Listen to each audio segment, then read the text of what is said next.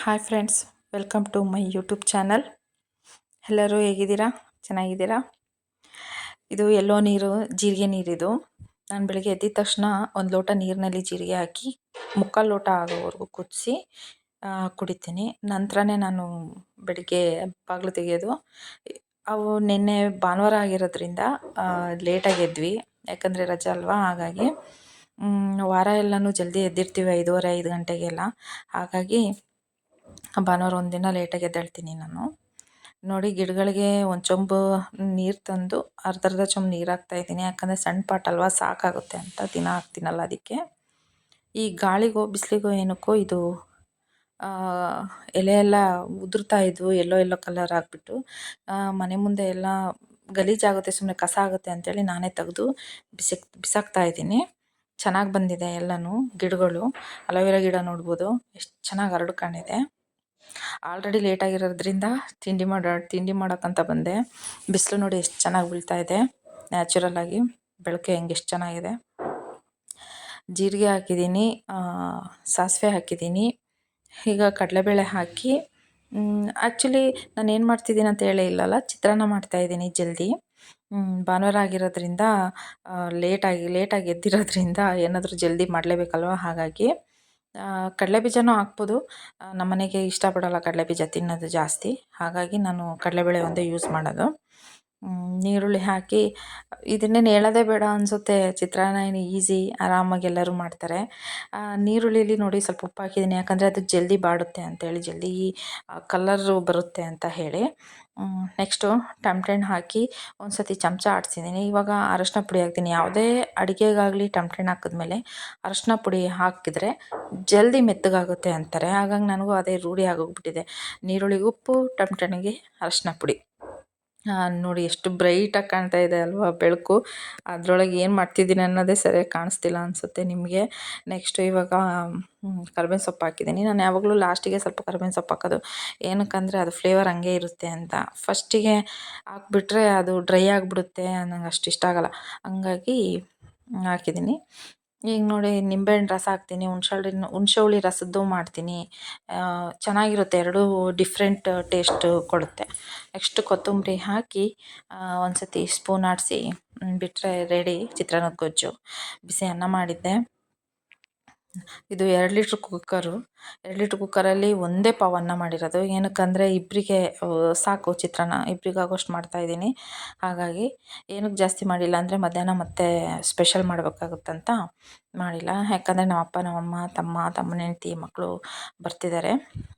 ಬಿರಿಯಾನಿ ಮಾಡೋಣ ಅಂತ. ಊರಿಂದ ಅಲ್ಲ, ನಾವೆಲ್ಲ ಒಂದೇ ಊರಲ್ಲೇ ಇರೋದು. ತಿಂಗ್ಳಿಗೆ ಒಂದು ಸತಿ, ಒಂದೂವರೆ ತಿಂಗ್ಳಿಗೆ ಒಂದು ಸಲ ಈ ಥರ ಕರೆ ಕಳಿಸ್ತಿರ್ತೀನಿ ನಾನೇ, ಏನಾದರೂ ಸ್ಪೆಷಲ್ ಮಾಡೋಣ ಅಂತ ಮಾಡಿ ಅಂಥೇಳಿ ಕರೆ ಕಳಿಸ್ತಿರ್ತೀನಿ. ನೋಡಿ, ಚಿತ್ರಾನ್ನ ಆಯಿತು ರೆಡಿ. ಚಿತ್ರಾನ್ನ, ಚಟ್ನಿ, ಉಪ್ಪಿನಕಾಯಿ ಚೆನ್ನಾಗಿ ಕಾಣ್ತಿದೆ, ಕಲರು ಚೆನ್ನಾಗಿ ಕಾಣ್ತಾ ಇದೆ. ಗಾರ್ನಿಷಿಗಂತ ಮೇಲೆ ಕೊತ್ತಂಬರಿ ಸೊಪ್ಪಿಟ್ಟಿದ್ದೆ, ಚೆನ್ನಾಗಿ ಕಾಣ್ತಿದೆ ಅದು ಗ್ರೀನ್ ಕಲರು. ನೆಕ್ಸ್ಟು ಬಿರಿಯಾನಿಗೆಲ್ಲ ಜಲ್ದಿ ಜೋಡಿಸ್ಕೊಂಡ್ಬಿಟ್ಟೆ, ಎಲ್ಲಿ ಕರೆಂಟ್ ಜಲ್ದಿ ರುಬ್ಕೊಂಡ್ಬಿಟ್ರೆ ಚೆನ್ನಾಗಿ ಕರೆಂಟ್ ಹೋಗ್ಬಿಡುತ್ತೆ ಅಂತ. ಹಾಗೆ ಮಸಾಲೆ ಎಲ್ಲ ರುಬ್ಬಿದ್ಮೇಲೆ ವಾಷಿಂಗ್ ಮಿಷಿನಿಗೆ ಬಟ್ಟೆ ಹಾಕಿದೆ. ಬಟ್ಟೆ ಹಾಕಿ ಆ್ಯಸ್ ಯೂಶಲಿ ಹೆಣ್ಮಕ್ಳಿಗೆ ದೊಡ್ಡ ಕೆಲಸ ಯಾವುದಿರುತ್ತೆ, ಅದೊಂದು ಕೆಲಸ ಮುಗಿದ್ಬಿಟ್ರೆ ಎಲ್ಲ ಕೆಲಸ ಮುಗ್ದಂಗೆ ಅನ್ನೋ ರೀತಿಲಿ ಯಾವ ಕೆಲಸ ಇರುತ್ತೆ, ಪಾತ್ರೆ ತೊಳೆಯೋದು. ಜಲ್ದಿ ಪಾತ್ರೆ ತೊಳೆದ್ಬಿಟ್ಟು ಇಟ್ಬಿಟ್ರೆ ಅದೊಂದು ದೊಡ್ಡ ತಲೆನೋವು ತಪ್ಪಿಬಿಡುತ್ತೆ ಅಂತ ಹೇಳಿ ಪಾತ್ರೆ ತೊಳಿತಾ ಇದ್ದೀನಿ. ಆದಷ್ಟು ಜಲ್ದಿ ಕೆಲಸ ಮಾಡ್ಕೊಳಕ್ಕೆ ಪ್ರಯತ್ನ ಪಡ್ತೀನಿ ನಾನು, ಯಾಕಂದರೆ ಅವ್ರು ಬಂದಮೇಲೆ ಟೈಮ್ ಸ್ಪೆಂಡ್ ಮಾಡ್ಬೋದು ಮಕ್ಕಳ ಹತ್ರ ಅಂತ. ಪಾತ್ರೆ ತೊಳೆದಿದ್ದಾಯಿತು, ಸಿಂಕೆಲ್ಲನೂ ತಿಕ್ಕಿ ತೊಳೆದು, ಕೈನೂ ಅಷ್ಟೇ ಹ್ಯಾಂಡ್ ವಾಶ್ ಹಾಕಿ ಚೆನ್ನಾಗಿ ತೊಳ್ಕೊತೀನಿ. ಕೈಯೆಲ್ಲ ತೊಳ್ಕೊತೀನಿ, ಬೇರೆ ಅಂಗೈ ಒಂದು ತೊಳ್ಕೊಳಲ್ಲ, ಯಾಕಂದರೆ ಮತ್ತೆ ಅಡುಗೆ ಮಾಡಬೇಕಾಗುತ್ತಲ್ಲ ಅಂತ. ಬಂದರು ನಮ್ಮ ಅಪ್ಪಾಜಿ ಇವರು. ನಮ್ಮ ಅಪ್ಪಾಜಿ, ನಮ್ಮ ಸಣ್ಣ ಪಾಪು, ನನ್ನ ತಮ್ಮನ ಸಣ್ಣ ಮಗಳು, ನನ್ನ ಸಣ್ಣ ಸೊಸೆ, ನನ್ನ ತಮ್ಮನ ಹೆಂಡ್ತಿ, ನನ್ನ ಸೋದರ ಮಾವನ ಮಗಳವಳು ಶೋಕಿನಾ ಅಂತ. ಇವರು ನಮ್ಮ ಮಮ್ಮಿ, ನಮ್ಮಮ್ಮ ಜಮೀಲಮ್ಮ ಜಮೀಲಾ ಅಂತ ಹೇಳಿ ಹೆಸರು. ಇವಳೇ ನೋಡಿ ನನ್ನ ದೊಡ್ಡ ಸೊಸೆ, ಅವಳೇ ವಿಡಿಯೋ ಮಾಡಿದ್ದು ಇವಾಗ, ಅದಕ್ಕೆ ಶೇಕ್ ಮಾಡಿದ್ದು ಭಾಳ. ಹಾಗೆ ಪಾತ್ರೆ ತೊಳಿಬೇಕಾದ್ರೆ ನಾನು 10 ಲೀಟ್ರ್ ಕುಕ್ಕರ್ ಇದು, ಡೈಲಿ ಯೂಸ್ ಮಾಡಲ್ಲ ಅಲ್ವಾ, ಎತ್ತಿಕ್ಬಿಟ್ಟಿರ್ತೀವಿ ಧೂಳಾಗಿರುತ್ತೆ ಅಂತ ತಿಕ್ಕಿ ಇಟ್ಬಿಟ್ಟಿದ್ದೆ ನೀರಲ್ಲಿ ಅಂತ. ಇವಾಗ ಒಲೆ ಮೇಲಿಟ್ಟು ಅದೊಂದು 2 ನಿಮಿಷ ಬಿಟ್ಬಿಡ್ತೀನಿ, ಯಾಕಂದರೆ ನೀರೆಲ್ಲ ಹೀರ್ಕೊಂಡು 2 ನಿಮಿಷ ಬೇಕಾಗಿಲ್ಲ, 1 ನಿಮಿಷ. ಒಲೆ ದೊಡ್ಡದಿದ್ರೆ, ಉರಿ ಚೆನ್ನಾಗಿದ್ರೆ. ನೋಡಿ ಎಷ್ಟು ಬೇಕಷ್ಟು ಎಣ್ಣೆ ಹಾಕ್ಕೊಂಡು ಎಣ್ಣೆ ಆದಷ್ಟು ನಾನು ಕಮ್ಮಿನೇ ಹಾಕ್ತಿದ್ದೀನಿ. ಯಾಕಂದರೆ ಮಸಾಲೆ ಜಾಸ್ತಿ ಹಾಕ್ಬೇಡ, ಎಣ್ಣೆ ಜಾಸ್ತಿ ಹಾಕ್ಬೇಡ ಅಂತಿರುತ್ತೆ ನಮ್ಮಮ್ಮ. ಹಾಗಾಗಿ ಕಮ್ಮಿನೇ ಹಾಕಿದ್ದೀನಿ. ನೀರುಳ್ಳಿ ಎಲ್ಲ ಜೋಡಿಸಿಟ್ಕೊಂಡಿದ್ದೆ. ಈರುಳ್ಳಿ, ಟೊಮಟೆ ಹಣ್ಣು, ಮೆಂತೆ, ಪುದೀನ ಎಲ್ಲನೂ ಒಂದು ತಟ್ಟೆಗೆ ಜೋಡಿಸಿಟ್ಕೊಂಡಿದ್ದೆ. ಎಲ್ಲ ರೆಡಿ ಮಾಡಿ ಇಟ್ಕೊಂಡಿದ್ದೆ. ಇದಕ್ಕೂ ಅಷ್ಟೇ ನೋಡಿ, ನೀರುಳ್ಳಿಗೆ ಉಪ್ಪು ಹಾಕ್ತಾಯಿದ್ದೀನಿ. ನಾನು ಆವಾಗಲೇ ಹೇಳ್ದಂಗೆ ರೂಢಿ ಆಗ್ಬಿಟ್ಟಿದೆ ನನಗೆ. ಉಪ್ಪು ಹಾಕ್ತಿದ್ದೀನಿ ಜಲ್ದಿ ಮಾಗುತ್ತೆ ಅಂತ. ಮೆಂತ್ಯನೂ ಹಾಕ್ಬಿಟ್ಟಿದ್ದೀನಿ ಜಲ್ದಿ, ನೀರುಳ್ಳಿ ಜೊತೆಗೂನು ಅದು ಡ್ರೈ ಆಗುತ್ತೆ ಅಂತೇಳಿ, ಫ್ರೈ ಆಗುತ್ತೆ ಅಂತೇಳಿ. ಇವು ನೋಡಿ ಸ್ವಲ್ಪ ಲೈಟಾಗಿ ಯೆಲ್ಲೋ ಕಲರ್ ಬಂದಿದೆ ನೀರುಳ್ಳಿ. ಈಗ ಟಮಟೆ ಹಣ್ಣು ಹಾಕ್ಬಿಟ್ಟು, ಟಮಟೆ ಹಣ್ಣಿಗೂ ಅರಶಿನ ಪುಡಿ ಹಾಕಿದರೆ ಮೆತ್ತಗಾಗುತ್ತೆ ಅಂತ ನಾನು ಆವಾಗಲೇ ಹೇಳಿದೆ. ಅದನ್ನು ಸ್ವಲ್ಪ ಚಮಚ ಆಡಿಸ್ಬಿಟ್ಟು ಅದಕ್ಕೆ ಇವಾಗ ತೊಳೆದಿಟ್ಕೊಂಡಿದ್ದೀನಿ ಚಿಕನ್ನು. ಉಪ್ಪು, ಖಾರದ ಪುಡಿ ಎಲ್ಲ ಮಿಕ್ಸ್ ಮಾಡಿಬಿಟ್ಟು ಒಂದು 1/2 ಅವರ್ ಆಯಿತು ಹಾಗೆ ಇಟ್ಟು. ಯಾಕಂದರೆ ಅದು ಉಪ್ಪು ಖಾರ ಎಲ್ಲ ಚೆನ್ನಾಗಿ ಹಿಡಿದ್ರೆ ಚೆನ್ನಾಗಿರುತ್ತೆ ಅಲ್ವಾ. ಮಸಾಲೆ ಕಮ್ಮಿ ಹಾಕಿದರೂ ಅದು ಟೇಸ್ಟ್ ಚೆನ್ನಾಗಿ ಬರುತ್ತೆ ಚಿಕನ್ನು ಅಂತ ಮುಂಚೆನೇ ಉಪ್ಪು ಖಾರ ಎಲ್ಲ ಕಲಸಿಕ್ಕಿದ್ದೆ. ಇವಾಗ ಅದು ಒಗ್ಗರಣೆಗೆ ಹಾಕ್ಬಿಟ್ಟು ಅದನ್ನು ಒಂದು ಸ್ವಲ್ಪ ತಿರುಗಿಬಿಡ್ತೀನಿ. ತಿರುಗಿಬಿಟ್ಟು ಅದಕ್ಕೆಲ್ಲ ಸ್ಪ್ರೆಡ್ ಆಗಬೇಕು ಆಯಿಲು ಎಲ್ಲನೂ, ಚಿಕನ್ನು ಎಲ್ಲ ಒಗ್ಗರಣೆ, ಚಿಕನ್ನು ಎಲ್ಲ ಸ್ಪ್ರೆಡ್ ಆಗಬೇಕು. ಒಬ್ಬೊಬ್ಬರು ಒಂದೊಂದು ರೀತಿ ಮಾಡ್ತಾರೆ. ನಾನು ಹಲ್ವಾರು ರೀತಿ ಮಾಡ್ದಂಗೆಲ್ಲ ಒಂದೊಂದು ರೀತಿ ಮಾಡ್ತಿರ್ತೀನಿ. ಒಂದನ್ನೇ ಕಂಟಿನ್ಯೂಸು ಮಾಡ್ತೀನಿ ಅಂತ ಇಲ್ಲವೇ ಇಲ್ಲ. ಒಂದೊಂದು ರೀತಿ ಮಾಡಿದಾಗ್ಲೂ ಟೇಸ್ಟ್ ಚೆನ್ನಾಗಿರುತ್ತೆ. ಬೆಳಗ್ಗೆ ಹೇಳ್ದಂಗೆ ಮಸಾಲೆ ರುಬ್ಬಿಟ್ಕೊಂಡಿದ್ದೀನಿ. ಜಾರ್ ತುಂಬ ಆಗಿದೆ. ಗ್ರೀನ್ ಕಲರು, ಯಾಕಂದರೆ ಕೊತ್ತಂಬರಿ ಚೆನ್ನಾಗಿತ್ತು ಅಚ್ಚಿಗೆ. ಹೇಳ್ದಂಗೆ ಮಸಾಲೆ ರುಬ್ಬಿಟ್ಕೊಂಡಿದ್ದೀನಿ. ಜಾರ್ ತುಂಬ ಆಗಿದೆ. ಗ್ರೀನ್ ಕಲರು, ಯಾಕಂದರೆ ಕೊತ್ತಂಬರಿ ಚೆನ್ನಾಗಿತ್ತು ಅಚ್ಚಿಗೆ. ಗ್ರೀನ್ ಕಲರ್ ಚೆನ್ನಾಗಾಗಿದೆ. ಮಸಾಲೆ ಕಲರ್ ಚೆನ್ನಾಗಿ ಕಾಣಿಸ್ತಾ ಇದೆ. ಅದನ್ನು ಇವಾಗ ಚಿಕನಲ್ಲಿ ಹಾಕಿ ಎಲ್ಲ ಒಂದು ಸ್ವಲ್ಪ ಇನ್ನೊಂದು ಸತಿ ತಿರುಗಬೇಕು, ಯಾಕಂದರೆ ತಳ ಹತ್ಬಾರ್ದು ಅಂತೇಳಿ. ಒಂದು ಕುದಿ ಕುದ್ಮೇಲೆ ನೋಡಿದೆ ಟೇಸ್ಟು, ಉಪ್ಪು ಖಾರ ಎಷ್ಟು ಹಾಕಬೇಕು ಅಂತೇಳಿ. ಏನು ಮಾಡೋಕ್ಕಾಗಲ್ಲ. ಉಪ್ಪು ಖಾರ ಹಾಕ್ತಾಯಿದ್ದೀನಿ.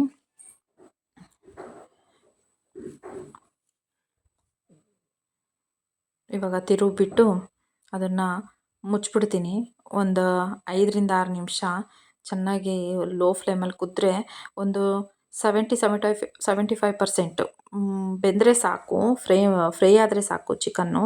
ಯಾಕಂದರೆ ಆಮೇಲೆ ಕುಕ್ಕರ್ನಲ್ಲಿ ಮಾಡ್ತಿರೋದ್ರಿಂದ ಜಲ್ದಿ ಬೆಂದ್ಬಿಡುತ್ತೆ. ಹಾಗಾಗಿ ಈಗ ಅಕ್ಕಿ ಮೊದಲೇ ತೆಗೆದಿಟ್ಕೊಂಡಿದ್ದೆ, ನೋಡಿರ್ಬೋದು ನೀವು.